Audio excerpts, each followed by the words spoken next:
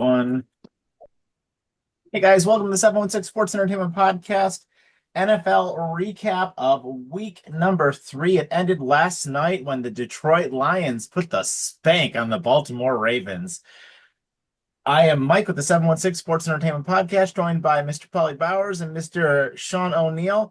Guys, how are we feeling? Everything is coming up aces for the Bills in their quest to get the 1 seed. This week's football started out fantastic with Buffalo beating Miami and ended even better with Baltimore losing. And you also had the Packers losing as well on Sunday in a very exciting 1 o'clock window. Mm-hmm. It just everything kind of seems to be falling in place, and it's almost an embarrassment of riches, really. You go around some of the apps, some of the social media apps, and everything like that. And people are really, really high on the Bills right now. Josh, he's what can you say about the guy? He doesn't even have to play his best, and he inspires his other teammates.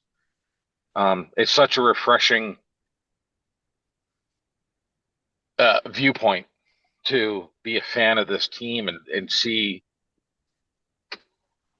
the growth and the continued growth. And I'm sorry, I just keep on rambling here, but you just got to be impressed with the way they're handling things and the way everything's shaken out around the league, because there's not a team out there that I'm really nervous about anymore.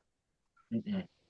Yeah, I mean, I saw even your boy Nick Wright had Allen at the top of his Mahomes Mountain, if you will, too today, which was Wow.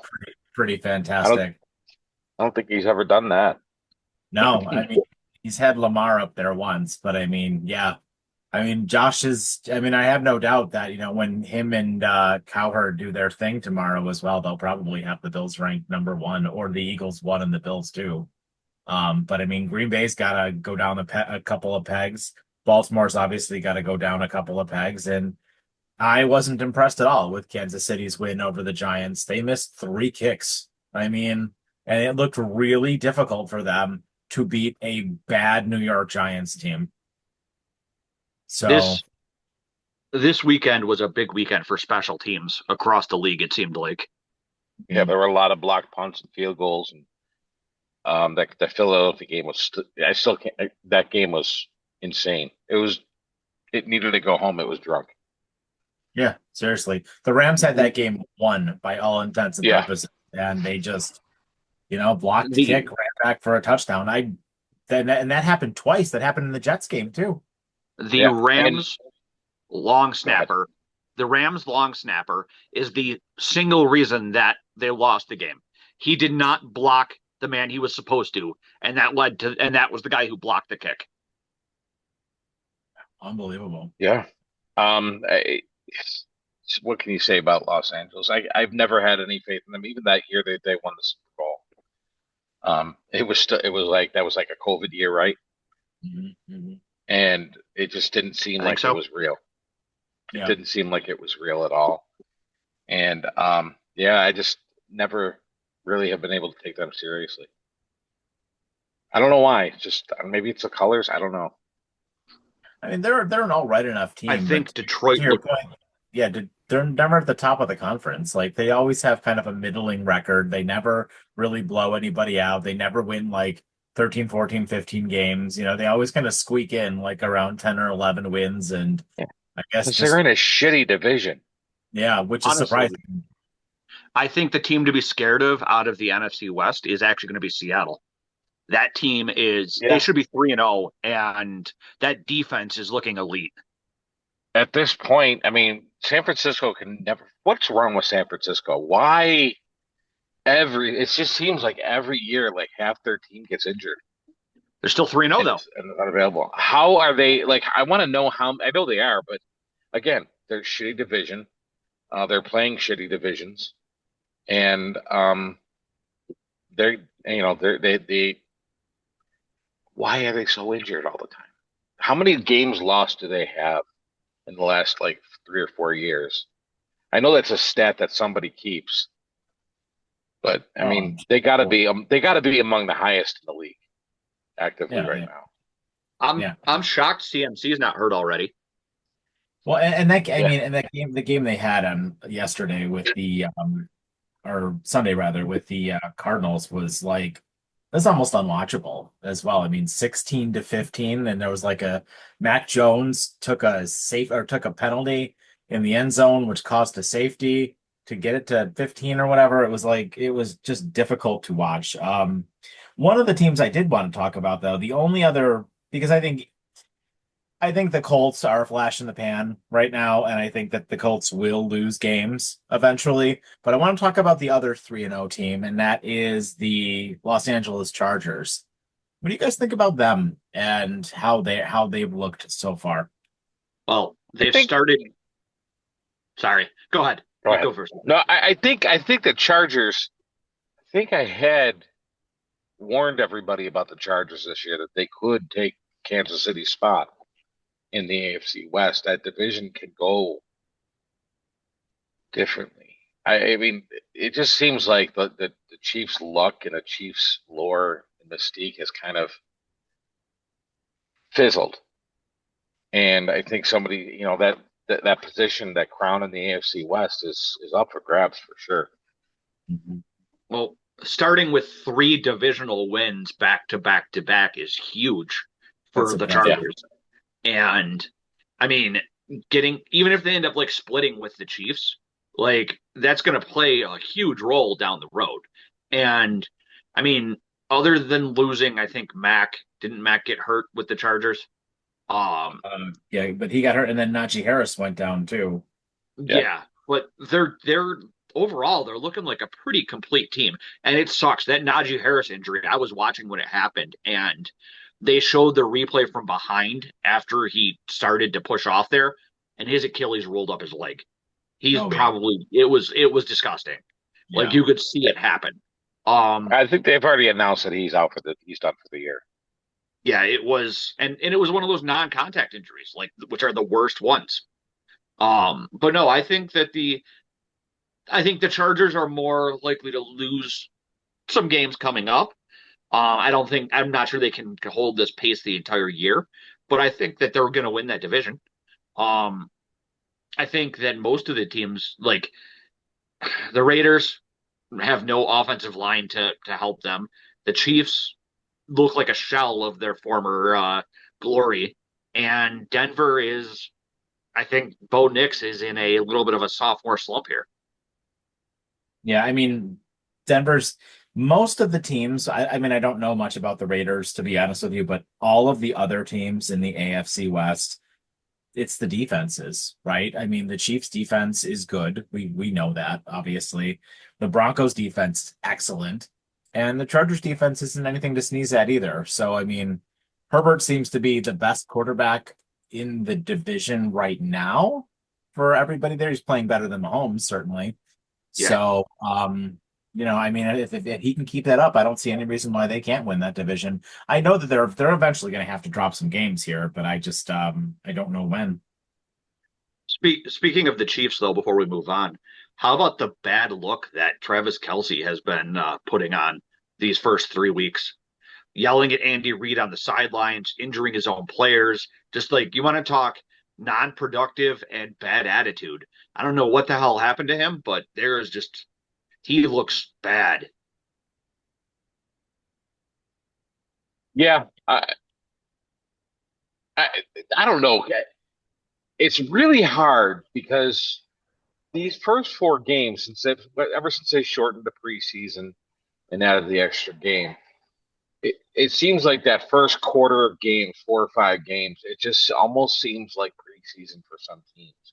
And I think that's been the case with Kansas City. I know they've had a slow start before, so I'm really not counting them out because they're a team that's geared and made for the playoffs, and they're eventually going to flip the switch and turn it on and go and get a little bit of a winning streak going on. I gotta say that. So I'm definitely not counting them out. But yeah, their play on the field, their attitudes just seem like they're going the wrong way. At least that's the way it looks through the first three games. Well, and I mean, they do not have like the Chiefs do not have an easy schedule, like at all. They play a lot of really difficult teams, across the way here. Like I know they've got a matchup with Detroit, who just smoked Baltimore. I know that they've got Baltimore this weekend. They're gonna play us, right? Like so I think the Chiefs have a lot more losses on their schedule. I probably at least four more losses on their schedule, even if they run the table on all the games that they're supposed to win. So, I mean, that puts them at six losses. That might still make the postseason, but, I predict them to lose this weekend when they play Baltimore. I think Baltimore's going to kill them. Can't wait to see that. Mm-hmm. Yeah. I mean, whoever Honestly, loses, I'm going to be happy. There's one of those teams is going to go 1-3. uh, 1-3, and that to me, and we already have one of those victories against one of them, and that to me is just so fucking sweet. Yeah, that's so amazing. here's the question I asked Mike before you came on, Paul. Who would you rather see win? Because personally, I mean, outside of a tie, I'd almost rather Kansas City won because they look worse overall than Baltimore does. In a playoff, if either of them end up in the conversation later in the season, though, I would rather have Baltimore. Yeah. Yeah, because I want that game, at least that I want that 2 game lead on. I want that 2 game lead. We already have the victory. We already have a tiebreaker. So if Baltimore won, we'd still be 2 games ahead of them, really, and we're also 2 games ahead of the Chiefs. So I think I would rather see have a Baltimore victory, and that could be meaningless because in what 4 weeks we're going to see the Chiefs. Yeah. Yeah, I mean, So ideally, like in a perfect world, you want the Chiefs to get, if they're going to get in, you want them to get in at probably the six, right? Like, so you figure Baltimore's probably going to get the two, or maybe the Chargers are going to get the two. And both of those teams, the Baltimore will beat the seven, whoever the seven happens to be. And then you figure the Chargers will play the Chiefs if it's the 2-6. And then the Colts will play whoever, right? And they will lose. So then we would either get what? We'd either get the Chiefs or we'd get the winner of that crap Colts 5 seed game, whoever that happens to be, but I guess. don't forget about the Steelers. Yeah. Yeah, they're gonna lose some games though too, don't you think? I would imagine, but I mean, I could see them coming out of the North if Baltimore really does struggle. I mean they I don't know. They struggled to beat the Patriots though. There were 5 turnovers in that game and they only scored 21 points. Can't ever, ever, ever count a Mike Tomlin coach team to be out of the playoffs. I don't care what the situation is. It always seems like they're in, Yeah, I mean you're right. They do get and in every nobody year. ever expects them. And nobody ever. They just come out of nowhere midway through the season, and they're no longer in the hunt. They're in the division lead, and then they finally lose. But Yeah, but I mean every year in the wild card round they get blown out. So yeah, I don't know. I am certainly very interested to see how things look in the how everything turns out in the AFC as we kind of move forward here. Houston's another one. They suck. They are not going to make it at all. They look yeah. terrible. And we got them in a CJ couple weeks Stroud. too. Well, I think Speaking of it's that Houston, yes, that offensive line is just atrocious. um, speaking of Houston, they cut CJ Gardner Johnson, safety. You think the Bills should look into that? I don't think the Uh, Bills have enough room. I mean, they And need honestly, they need the DB help. I think they're rolling with what they got, Sean. I don't know if they're making any moves. I think they're just all in on what we have. next guy up mentality. If we got to call up somebody from the practice squad, so be it. I mean, they haven't lost us any games yet. Yeah. Yeah, and they're only going to get they're only going to get healthier, right? I mean, Yeah, they have 10 days off between now and the Saints game. I got to imagine, you're going to give your starters a lot of rest in this Saints game because I think it's going to get out of hand pretty quickly. And then they got right after their bye is when the suspensions are up for the two players as well. So, they're going to come out of that bye fresh as a daisy, going to go up against the Chiefs and the Panthers right there. So, Is the bye right after the Saints game? no, the bye is week 7. Atlanta is first, right? They've got the Saints, then they've got some New England. Patriots. Yeah, Patriots, and then the Falcons, and then the bye. And I got to tell you, I am no longer worried about the Atlanta Falcons Yeah, they because no. benched Penix, right? they're trying to bring in During Kirk the game. Cousins now. Yeah, they're trying to bring in Kirk Cousins now, and they look atrocious too. Carolina shut them out, 31-0. Which Yeah, is crazy. shut out by Carolina. That's embarrassing to get Who shut out loses by to Carolina? Carolina. Yeah, Yeah. exactly. Speaking of quarterbacks in the NFC, do you see we're getting the dartboard in New York? Yeah. It's only a matter of time before they were going to let Russell Wilson sit down. He's another one who probably needs to retire. If you have San Diego's defense, I would say start it in fantasy this week. Right. So looking ahead Hang to on, week. I just gotta send a text real quick. Hang on. Okay. So let's see here. So looking ahead to week 4, obviously we're going to get on this weekend and talk about the Bills and the Saints. The one thing that I did want to say is that line opened at 17.5. That's crazy. That is insane. I can't recall there ever being a Buffalo Bills line that has opened that big before. Absolutely wild. Just trying to look What's at that now?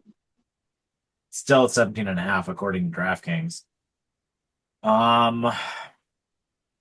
Looking at Makes some me other. curious.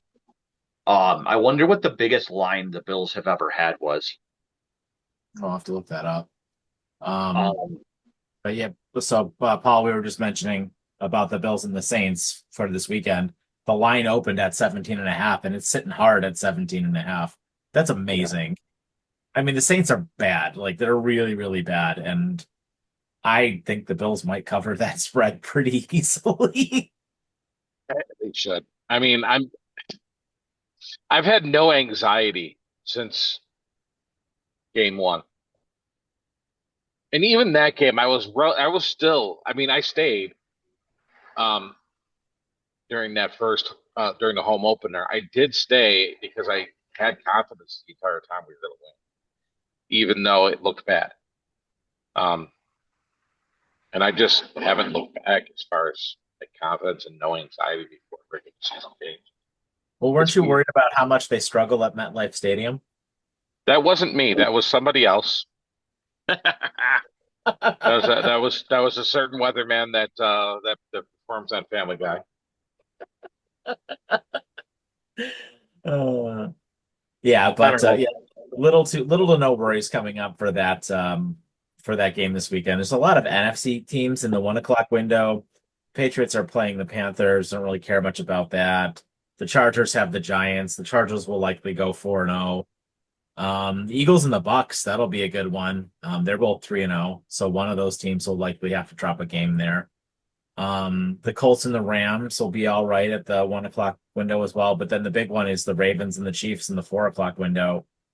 And then the barn burner of a Monday night game between the Jets and the Dolphins. Woof. Yeah, Can't they they got flex another that? they got another doubleheader this week on Monday night, right? Yeah, the other one is the Bengals and the Broncos, which, Also a barn burner. yeah, I I don't mean, care. I'll still watch it though. I'll still yeah, watch it though. I mean, that game sounds like it'd be a fun game. yeah, Do you do could, the it could, Bengals trade for someone? well, oh, I don't know. I mean, The talk. depends on how it goes, I guess. But that's the kind of game that is gonna like help elevate Bo Nix's stock a little bit because I think people are down on him right now. And I would imagine that they will probably light up the Bengals like quite a bit. I think my biggest question for the Bills game on Sunday is how far into the game do they pull Josh? If they're up. Yeah, I mean if they're up by more than 3 scores, I bet they do pull them. Oh, it's an easy ride home for me. I don't care. Yeah. I'm usually out whenever it becomes Trubisky time. That's when I usually leave. Yeah. Yeah, because at that point you're so far in there, you know that it's pretty much in the bag when you see troops hit the field. Also, if you hear Mr. Brightside on in the stadium, that means even the Bills think they won because they don't play that. They don't play that until they're comfortable they're going to win. Like Yeah. the first game one, they didn't play it until after the final field goal. Let's talk about They played it at the 2 minute warning last week. let's talk about that Jets Dolphins game though. Obviously they're both 0-3. I mean, the Jets are probably the better team there, but more likely to win, I guess. But the division is kind of in shambles. And do you think McDaniel is done once they lose to the Jets? If they lose to the Jets, I mean, he regained some cred this past week, I guess. I don't know if you want to call it that. I mean, he definitely saved his job. They lost, but they looked better. So I think if the Jets kill him, if the Jets go out there and just destroy them, yeah, he's done. I mean, at this point, we all know his head is pretty much in the noose. And like, even if they do lose close, I mean, every week, all it is that rope tightening on him. He's not, even if he makes to the end of the season, which I sincerely doubt, he's not going to be the coach of this team next year.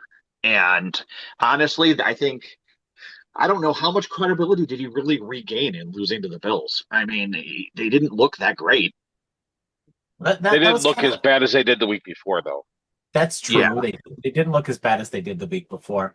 But I mean, you kind of said it a little bit earlier, Paul. I never thought they were going to lose that game. I was like, I was wanting the Bills to put that game away earlier than they did, but there was never even if Miami say we didn't say Tua didn't throw that pick at the end there and they go down and score, Josh Allen's still getting the ball with, Yeah, a couple minutes yeah, left. Like, right. the Bills are gonna win there. Say that they don't get that bogus, absolutely gift wrapped roughing the kicker penalty as well. And the Bills get stopped there, right? Like even if Yeah, the Dolphins go ahead there, I still don't think that the Bills like can't just go right down the field and score on them. So like right, I it was never like I was never nervous. I was just kind of more like annoyed. Like just put this damn team away already. But there was never a doubt in my mind that they were going to lose that game, I guess. So to your point, Sean, maybe he gained a little bit of credibility because he was competitive against the best team in the league. But at the same time, I don't think, I mean, even the national pundits, like none of the national pundits were like, oh, well, the Bills dodged a bullet or the Bills got lucky. Like everybody else saw what we saw. And they were like, the Bills put that, they Bills did what they needed to do to beat that team. That was a desperate 0-3 team or 0-2 going to 0-3 team that was fighting for their coach's job and for their season. Honestly, you could tell the Bills weren't even putting like a ton of effort into it. They were more or less just cruising through that game. Yeah. Um, I'm more looking forward to the tailgate on Sunday. Yeah, what's the plan for the tailgate on Sunday? I guess we're doing breakfast foods, maybe. Nice. So, I just and I don't. and honestly, I do want to say a couple things before we end because I got to go. Um, I do want to bring up a couple things. Number one, 716. I got a question for the Buffalo Sabres. Are we going to be in the league this year? Are we going to be, competitive? Are we going to act like we're an NHL franchise instead of a struggling AHL franchise? Nope. Can we be a team this year? That's my first question. Second thing I want to bring up, my season ticket holder dumb is going to be continuing for the next Nice. 30 years. We did, God willing. God willing we yeah, make it that long. yeah. I'll be 80 by the time this PSL expires. Um, so I mean, it was only a couple grand, so it's fine. We got aisle seats. They're really good seats up at the 400 level, and I'm very, very happy to have signed my name on the Wall of Fame and was able to hit that button to do the shout song. It was nice. Excellent. You'll have to Um, share some video of the new stadium that we can put on the pod when you make your way in for the first time. a year from now, it's going to happen. Um, so there's that. Also, the last thing, this Saturday, it seems like it's rivalry high school football season this weekend, and we got our Canisius Crusaders going to be going up against St. Joe's. It's a huge game for the 104th time, Go 103rd, Crusaders. the 103rd meeting between the Crusaders and the Marauders, Mhm. and we're as always hoping for a Crusader win. Let's go. Let's go. So with that, guys, that was our recap of week 3 of the NFL. We will be coming to you guys live this weekend to talk to you about week 4. We'll have our predictions for you, and maybe we'll have to give Mr. Reese a second chance in the survivor pool because he's already out. So with that, I've been Mike with the 716 Sports Entertainment, joined by Mr. Pete B and Mr. Sean O'Neill, and have yourselves a fantastic evening, everyone, and take care.